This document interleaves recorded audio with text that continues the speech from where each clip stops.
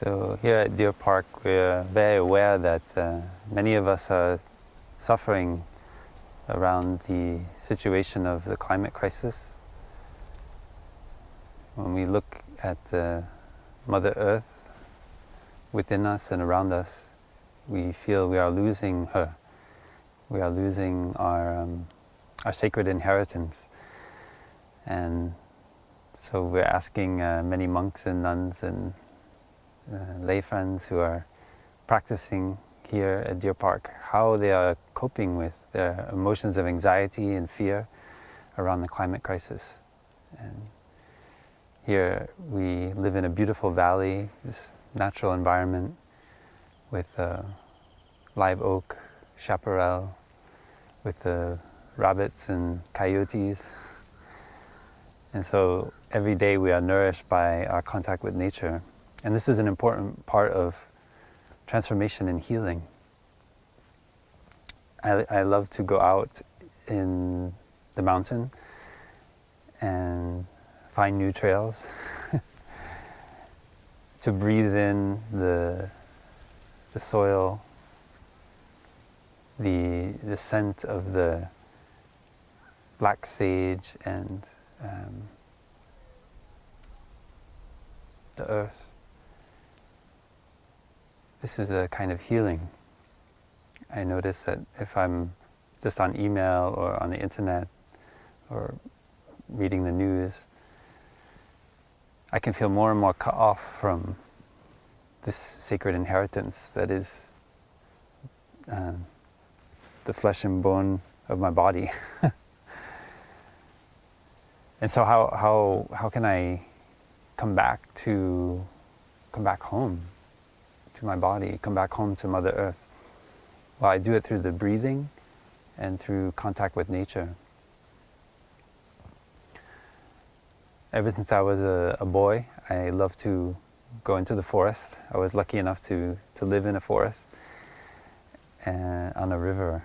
And when things were not going well in the house, when there was an argument, I would usually try to go outside to the quiet of the forest and just, I didn't have the practice of following my breathing, being mindful of my breath, but I would just be there in the forest. Maybe I would light a little fire when I was a bit older. Something drew me, and I think something draws us, all of us, to the forest and to nature.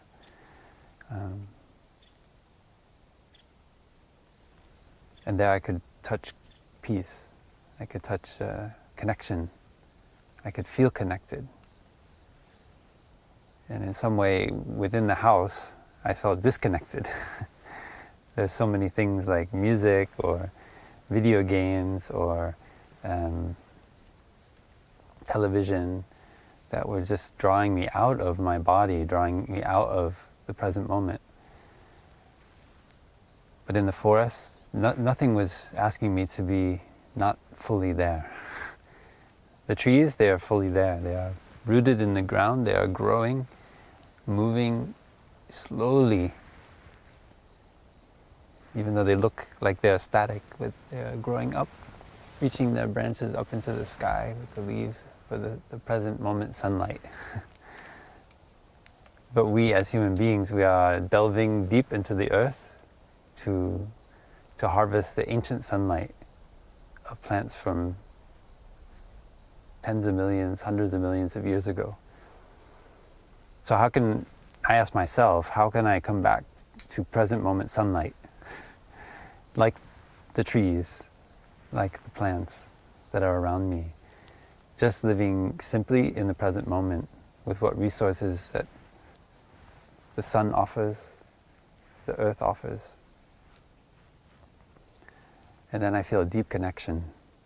I feel joy.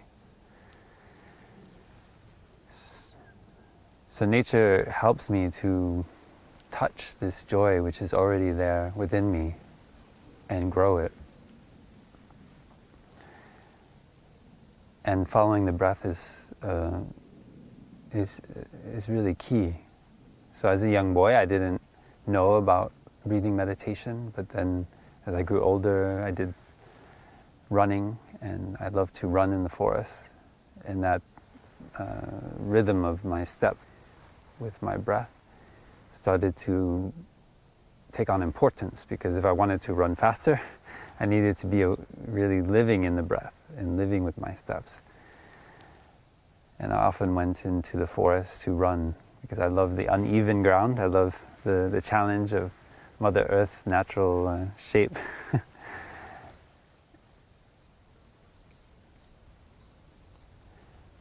And then in my early 20s, when I felt disconnected, I felt I didn't want to go in the direction of a career that would just abuse the earth by the car that I drive, by the house that I build, by the family, by having the kids that are going to then also need resources. I thought, this is not what I want to do with my life. I want to learn to live simply, and so I discovered meditation. I thought, this is what I want to do. I want to live simply on the earth, as a monk. And we don't all have to become a monk or a nun, but we can learn how to live simply. We can, the model, as I see it, of a monk or a nun is there for us to see that joy is possible when we live simply on the earth. Because my brothers and sisters, the monastics, we let go of all of these things that are offered to us from the ancient sunlight and the earth, the products and car, all the things that require us to burn more carbon. And we live, of course we also use carbon, but we live together as a community, so we try to reduce our impact. And by doing that, we find a way for all of humanity, as I see it. We try to find a way, how can we come back to this community life that is spiritually based, that is based in the breath, that is based in present moment awareness, and offer that to others. Offer us through our own practice, offer an experience or an environment where transformation and healing can take place, and where that community can grow and grow other communities of practice, so that through this movement we can begin to live more simply on the earth. And I really deeply, it's my deep insight that this is how we can move through this crisis. And we can find a way to have future generations who can enjoy the beauty of Mother Earth. It's not that it hasn't ever happened in the past where generations contemplated their demise, right? Empires have grown up and they've also collapsed. And we are living in a kind of global empire. And it's a normal way of operating, which is through extraction of resources, is no longer viable. It's going to start to find that there's a limit. And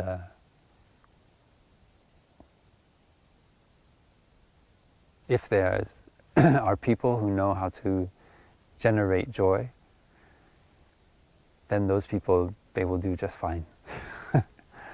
And so that is what we are hoping to transmit and to grow as much as possible. It doesn't mean you have to become a Buddhist, it doesn't mean you have to become a monk or a nun, but you can be inspired by this way of living, which is more simple.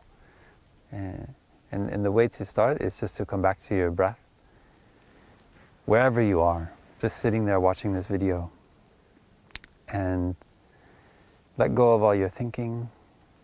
Just be there with your body, be there with the breath. Feel the breath coming in and out. And when you can really do that, you see that joy is there. And what's most amazing is that there's no wanting. anything else. There's no lacking. There's nothing lacking. This is what we are, what humans are for. Just like the trees, just like the rabbits. If we look deeply, actually our body can tell us what we're here for. But because of our attachments, we forget. We're pulled away. So the climate crisis is a crisis of the mind.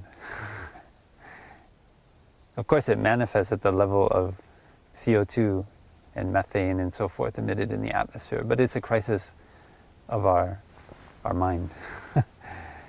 It's a crisis of attachment and desire, and so we need to learn how to let go and see that everything that we need is already there. All the conditions that we need for happiness are right here in the present moment. And the best way to do that is to live in community, to come together, whether it's with your neighbors, whether it's with your extended family. Find ways to live together simply. And of course everyone, you're still going to have your dad want to watch sports on TV. You're still going to have people who go, in your family who go out and buy things that you don't need. So you practice patience and tolerance, because it's not easy to build a community. We have to be accepting and embracing, not dogmatic. The danger of a crisis like this that humanity is facing is that we fall into the past story of authoritarian control. And we need to do it together. We need to inspire others to do it together with us and see that it's for our own happiness and not try to force or condemn others. Because when we condemn, when we blame, we force them into a corner and they may do the opposite of what we wish. Just as a reaction to our need to control. So we need to learn how to live together with harmony.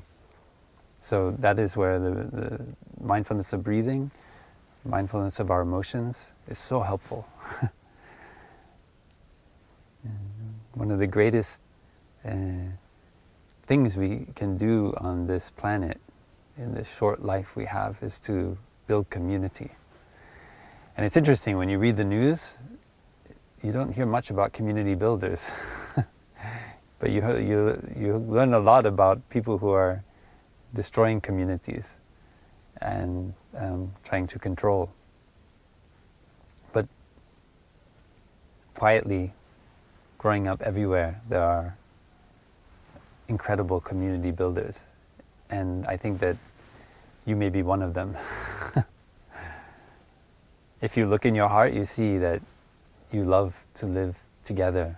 And actually, we don't have much choice because there's not much more space on this earth. It's not easy to colonize another planet or the moon. And even if we do, if we don't know how to live together, then what good is it?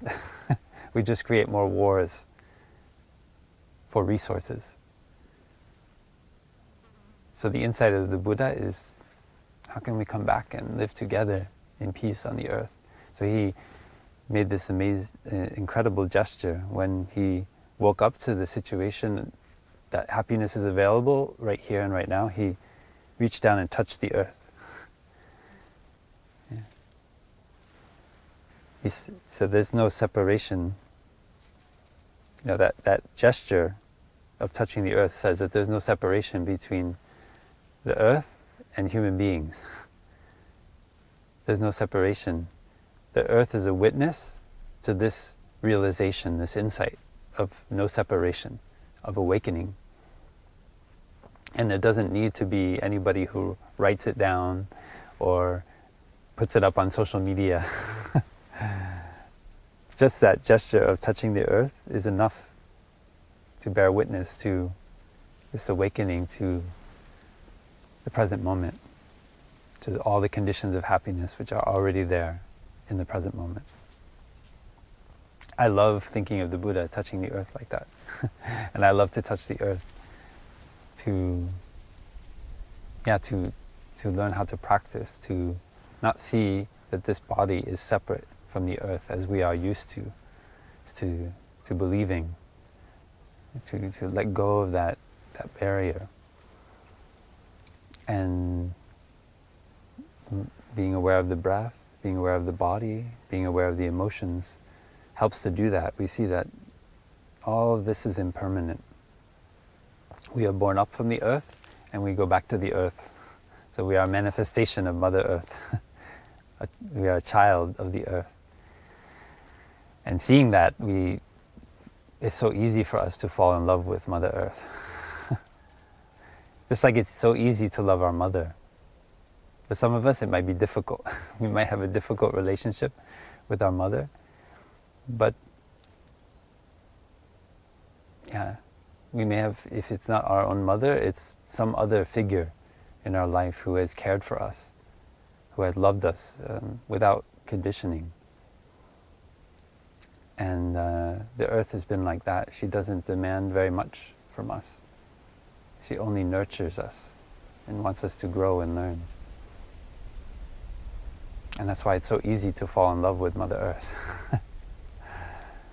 So every day can be, you can take a moment and practice falling in love with Mother Earth, with her beauty that is manifested along with the sun along with the light from the sun. The wind in the trees, the waters of the rivers and the oceans, the rains and the clouds. It's so beautiful.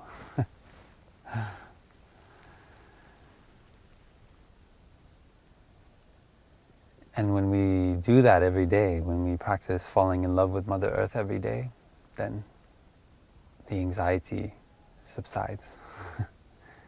Because we see it's already enough. We know that human beings will not live forever on this planet.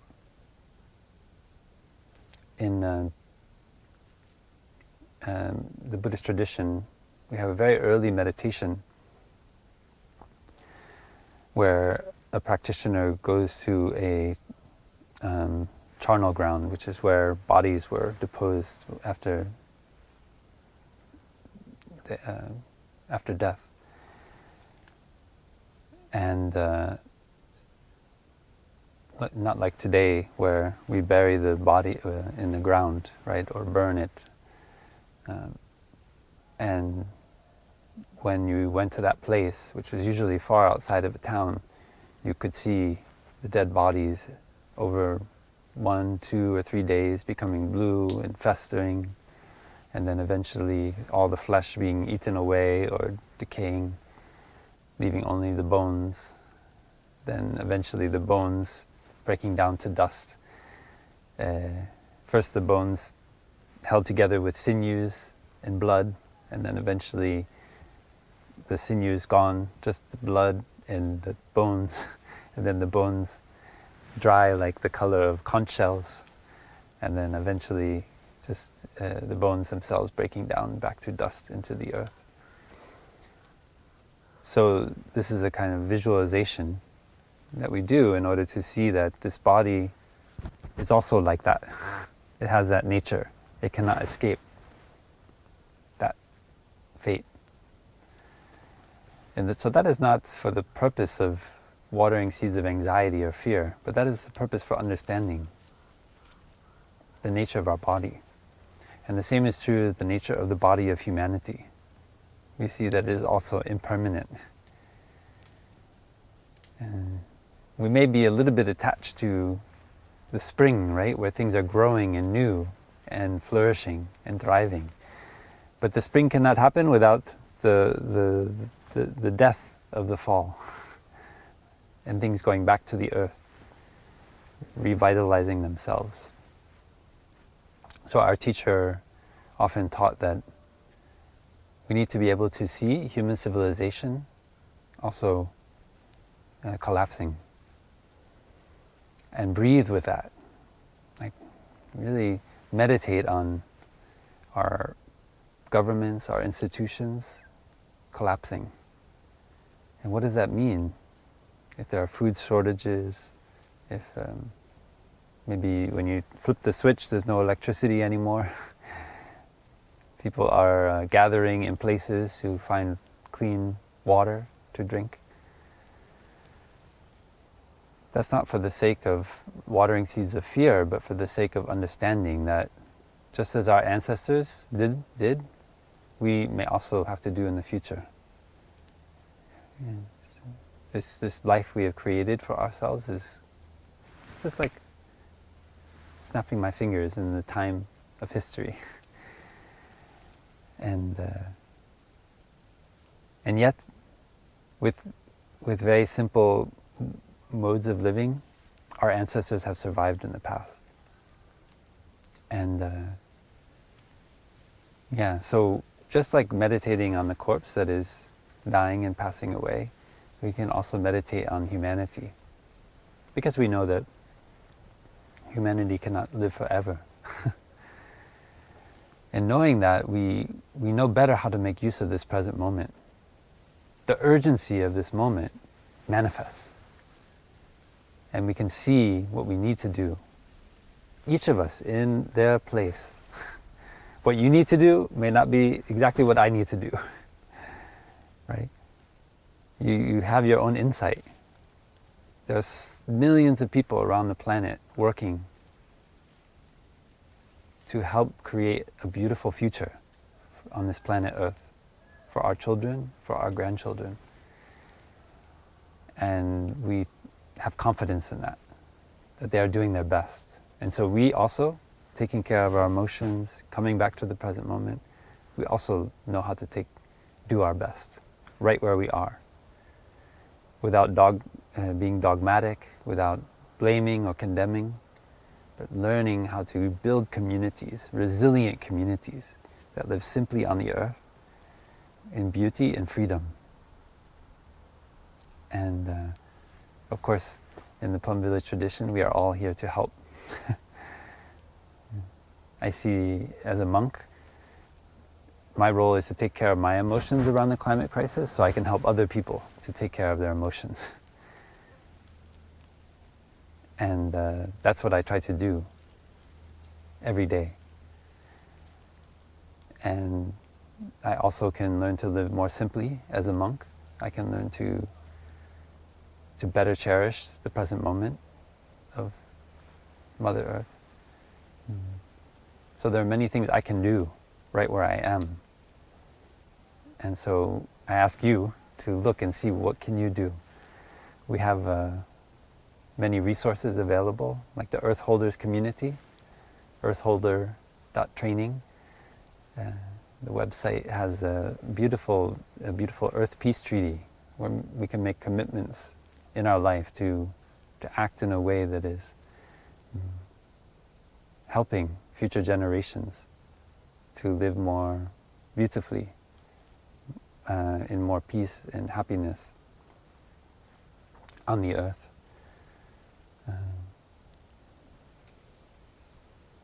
There's community. There are people who really want to help. If we connect, that is the important thing.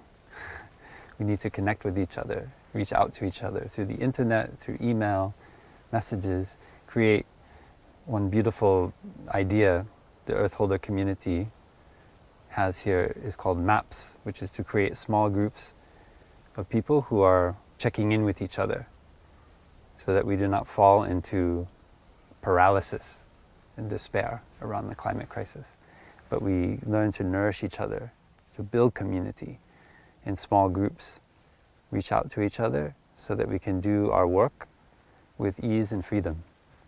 And I think that's a wonderful approach. There's a new book, Zen and the Art of Saving the Planet, which has these teachings that I spoke of by our teacher,